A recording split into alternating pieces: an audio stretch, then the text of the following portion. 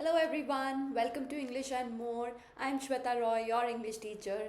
So today I'm going to teach you the poem The Trees by Adrienne Rich, which is a part of grade 10 CBSE syllabus. Now if you remember, I had taught you another poem by the same poet, which was Aunt Jennifer's Tiger, which is a part of grade 12 syllabus.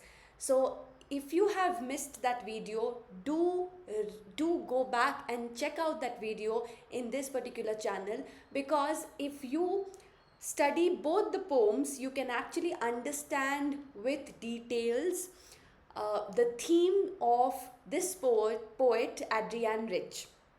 Right? So coming to the theme and coming to the poet Adrienne Rich, let us first understand a little bit of the introduction of the poet so as to understand the themes incorporated in her poetry. Right? So Adrienne Rich was a feminist poet. Yes, so she was writing during the time when the feminist movement was on.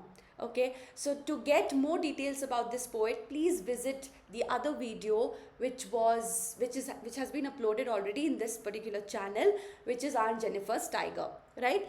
So her notable works are Diving into the Wreck and The Trees, which we are going to study in this particular session.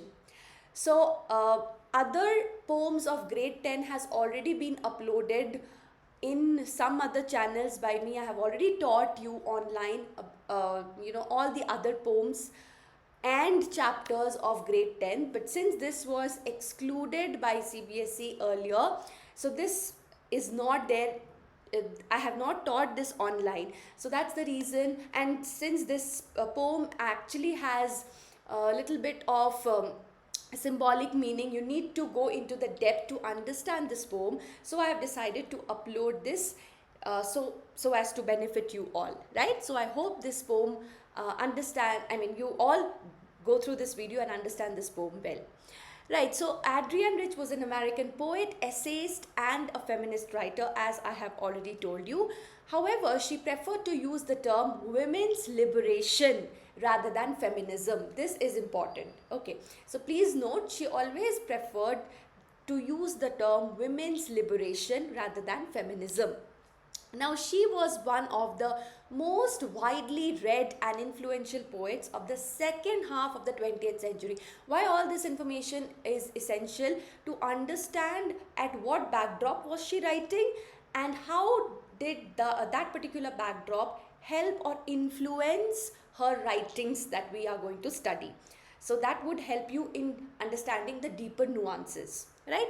So this poem was written in the year 1963 and it was published in her book Necessities of Life in 1966. This poem appeared at an important point in Adrienne Rich's development as a poet and central figurehead. Now, this poem, if you read the title of the poem, it is The Trees. Right? Now, looking at the title of the poem, you might think that this is related to something dealing with forestation, or maybe the lack of forest or deforestation, right? But if you go to the deeper level, if you understand the poem, if you read through the poem and understand the depth of it, you would understand that this is, on the surface, it might appear to be based on afforestation or planting of trees, but it has deeper levels into it, and it is metaphorically representing the women. As I told you, that is the reason why you need to understand at which period was she writing and what event influenced her writings. So as I told you, she was writing when the feminist movement was on, the waves of feminism were on, right? So that particular event influenced all her writings. If you remember Aunt Jennifer's Tiger, that also dealt with the theme of feminism, and this particular poem also deals with the same theme. So on a superficial level, the poem contrasts the characteristics of man and nature. So man tends to curtail the freedom of nature because the poem is about nature, trees, right? How does man curtail the freedom of nature by cutting off the objects from their natural habitat. So what do? We take the plants from outside the forest and we plant, these plants at our home, right? To so that performs the decorative function.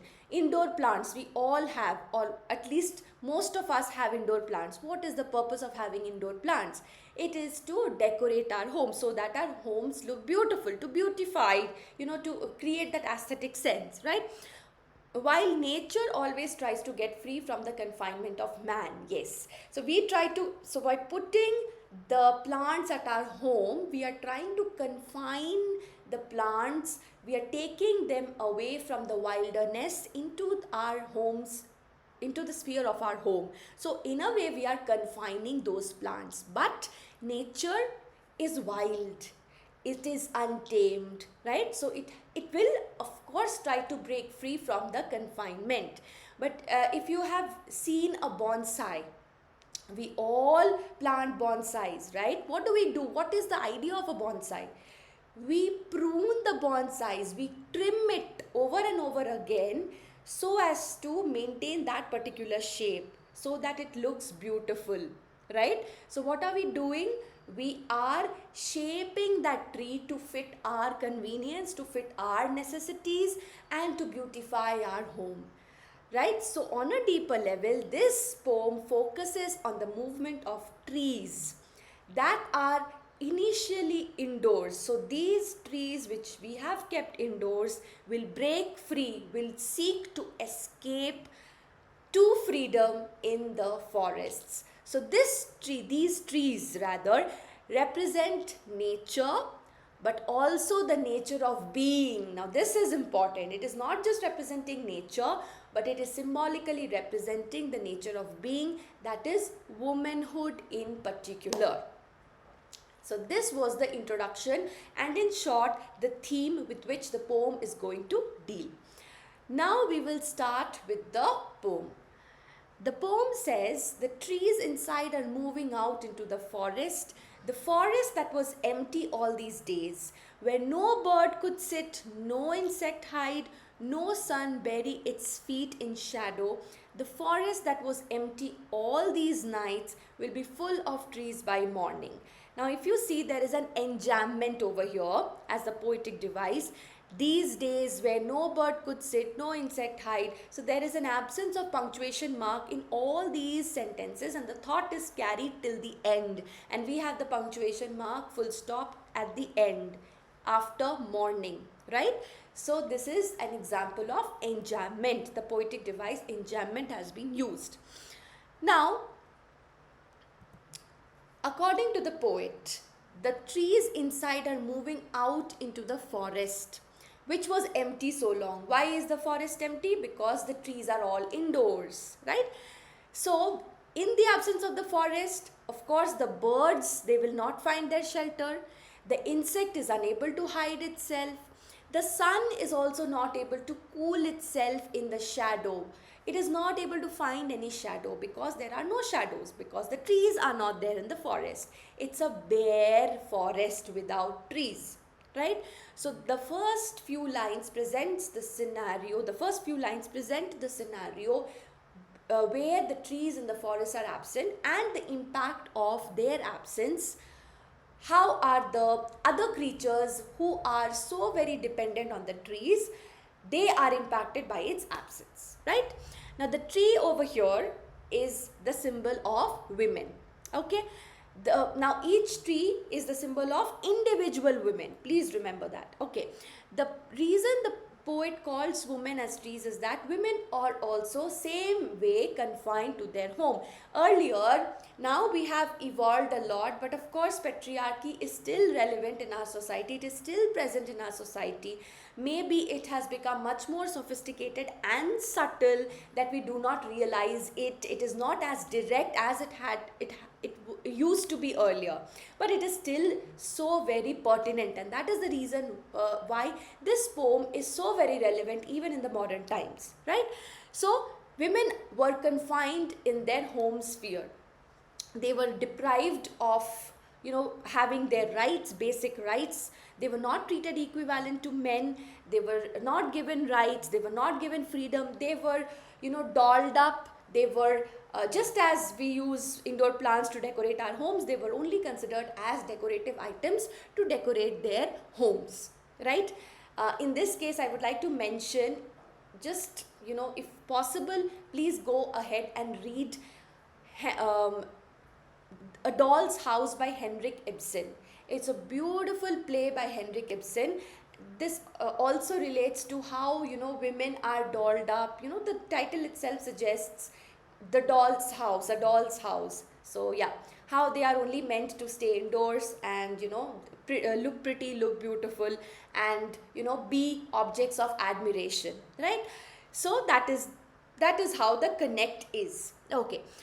Now, they were not allowed to roam freely. They seemed to be like plants. Forest here symbolizes the outside world. They want to escape from their confinement and go to the outside world. The poet is of the view that outside world is not just for men, but it is equally for the women, right? So the forest was empty all these nights, and it will be filled by trees the next morning. How? There will be a revolution that would take place. Okay. Now, next stanza. All nights the roots work to disengage themselves from the cracks in the veranda floor. Now, this line is very, very important. The cracks in the veranda floor, roots disengaging themselves. The leaves strain towards the glass, small twigs stiff with exertion, long cramped boughs shuffling under the roof like newly discharged patients, half dazed, moving to the clinic doors. Here they have used a simile. Okay, now let me explain the stanza. So the poet describes the long and the continuous struggle of women to achieve and attain freedom and liberation. So that is the reason why it says the roots, now the roots form the base. Roots are the base of the tree, right? Same way, the roots over here are functioning as the base of this movement which is taking place, the movement to attain freedom, right? They are disengaging themselves. Now this is a struggle. This is showcasing the struggle that the women have to face if they have to come out victorious, right? And roots symbolize the voice of women which is courageous, that voice which is courageous, which is going to lead the others also in that movement, right? So veranda floor symbolizes confinement, and the cracks refer to the breaking of those patriarchal norms. Now, why are the women confined? It is because of the patriarchal system that we follow, right? It is because of the patriarchal mindset that we have. So cracks start to appear in this patriarchal setup. Why? Because of the voice raised by these women, and they are struggling. Now, why are they struggling? Because it is not easy to attain freedom. This system which had been continuing for such a long time, it is not easy to break free from this system in one, at one go. It takes a lot of hard work and struggle to win, to achieve victory over these set norms, right? So the poet throws more light on the movement. According to her, leaves are pushing the glass and small twigs have hardened with exertion. Why? Because of the continuous struggle. The glass is also a symbol. How? It represents patriarchy. So it is not visible, but it is hard enough to confine women. Yes, patriarchy is not openly visible. You can't see, but it is so very ingrained in our mindset that its presence is felt. And it is very hard, just like the glass, to confine women. Okay. Now leaves and twigs, they are the symbols of the softness and weakness of women. So feminine features are soft and weak. Females are, said to be soft, weak, but softness cannot, it doesn't mean that, women cannot stand up for their rights. Okay. Softness doesn't mean timidness, right? So the poet is now watching the women struggling, though they are soft and weak and less mighty as compared to men, yet they keep the movement alive and become hard and strong. So this is very, very important. Although they are represented as soft and weak, but they are hard and they keep the movement alive. Next, the poet describes the appearance of those who are struggling. According to them, they are long cramped boughs and they look like newly discharged patient. This is again very, very important. Now they are half dazed. Why? Because they are still weak and they face problem at each and every step. The simile, like newly discharged patients, this there's a simile very, very important. It suggests that trees were sick or unhappy, in need of medical help and healing, but now they are healed and they are free to go. The poet describes the struggle of women by using words like disengage, strain, stiff. So all these words are used to suggest that they are struggling. Okay. Next, I sit, doors open to the veranda, writing long letters in which I scarcely mention the departure of the forest from the house. The night is fresh, the whole moon shines. In a sky still open, the smell of leaves and lichen still reaches like a voice into the rooms. Now, this is important again because here for the first time, the poet brings herself from an objective point of view. It is now becoming subjective. She is also sitting inside, means she is also confined. Okay, and the doors of her room open to the veranda. Veranda is where women are confined, if you remember. She is writing long letters, but she hardly mentions the departure of the forest. Why is she not mentioning the departure of the forest? Probably because she knew that this is going to come and this is nothing which is unusual for her, and she wants it to be done silently. So probably because of all these reasons she doesn't mention the departure. So she doesn't bother to mention the quiet revolution, or rather she scarcely mentions it. She has seen it coming perhaps for quite some time. As this exodus takes place, she can still smell the remains of the trees, like a voice that turns into whispers in her own head. What are these voices? These are voices of negative forces that could stop the females for, in coming together and forming a group to make that revolution possible, right? So the whispers are the last messages of her old life, soon to be renewed. Now these whispers will stop soon because the world order will change. The poet describes the environment which is outside in favor of this movement. She says, the night is fresh and the whole moon shines in the sky which is still open. In a sky, please note the article a, the indefinite article a has been used, which is little unusual because with sky we usually use the definite article, right? So she says that over here sky depicts the space which is actually taken up by the men. Okay, but the poet thinks that it is there even for the women. The women desire that sky which is occupied by men, right? So it is always desired for women. So finally the women are moving towards it and they are being welcome. Okay. Next is, the poet says that the smell of leaves and lichen still reaches like a voice into the room. Leaves have been mentioned before as well in stanza 2 and they refer to women. And here the poet mentions lichens. Now lichens is not truly a tree. So symbolically it might represent those women who are not socially acceptable.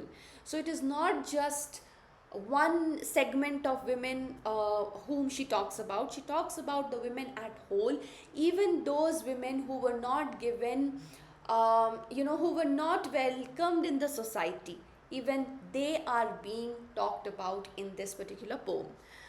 Last stanza is again very, very beautiful to read at, very cinematic to look at, and it has images.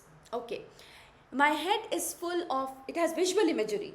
My head is full of whispers which tomorrow will be silent. So those whispers are negative forces which will be silent because the revolution will be possible. The victory of the women folk fighting for their freedom would be possible. Listen. The glass is breaking. The trees are stumbling forward into the night. Winds rush to meet them. The moon is broken like a mirror. Its pieces flash now in the crown of the tallest oak.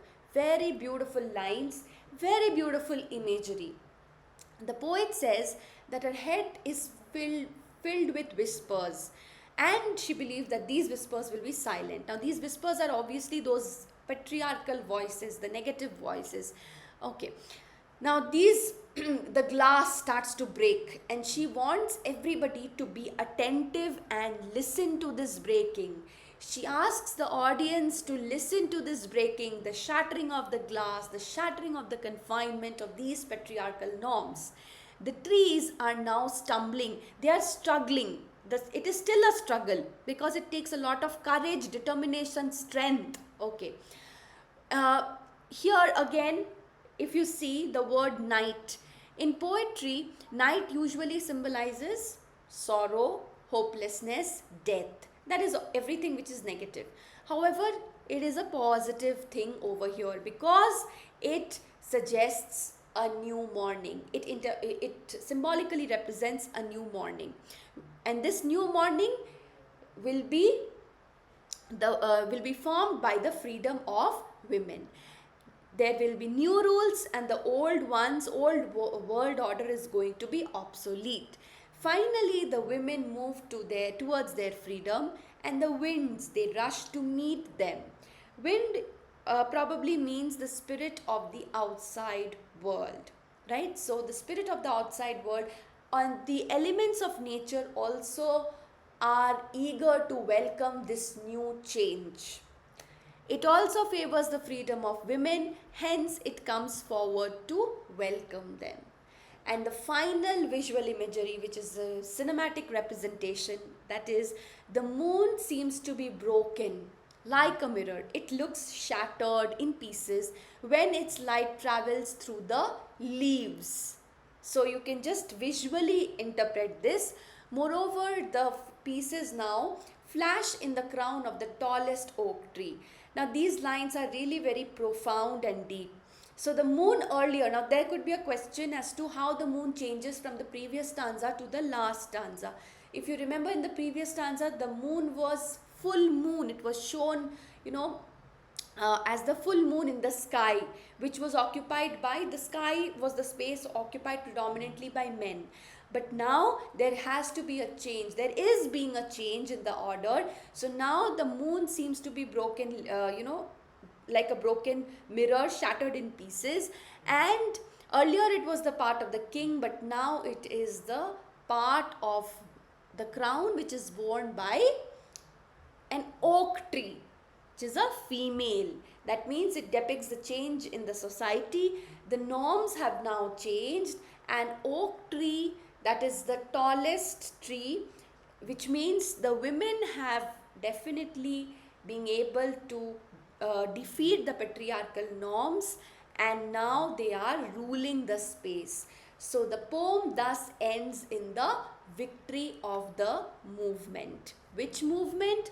The women's freedom or women's emancipation.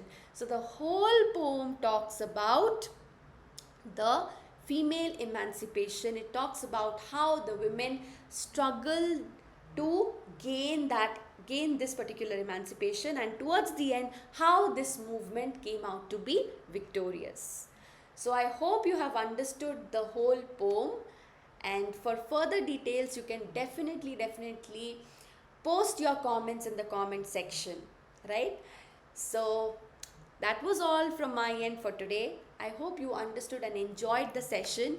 For more such sessions, please stay tuned to the YouTube channel English and More, and don't forget to subscribe, like and share this video amongst your friends. Till then, thank you, take care, bye bye.